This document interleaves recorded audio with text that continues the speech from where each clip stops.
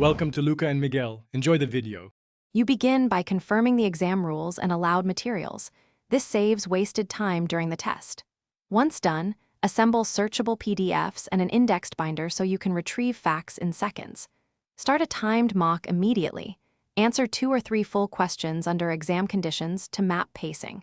Make sure to label tabs for legislation, definitions, and sample answers.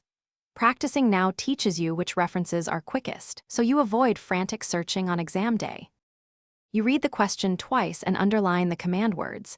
This focuses your response and stops rambling. Next, spend 2 to 5 minutes planning. Sketch a template with an intro, 3 to 5 numbered points, and a conclusion.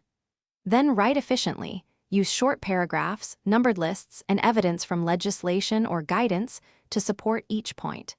Make sure to link recommendations to practical control measures so the examiner sees applied knowledge. This combination of structure and evidence scores higher. You allocate the final 10% of time to review answers, correct facts, and ensure each command word is addressed.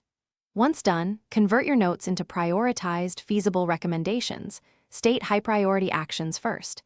If you hit a block, flag the question and continue to the next one. This keeps momentum and secures marks elsewhere.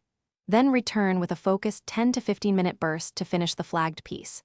Troubleshooting tip: if citations are missing, add them in the margin. Examiners accept clarifying notes. Thanks for watching and please subscribe. It's the best investment you'll ever make.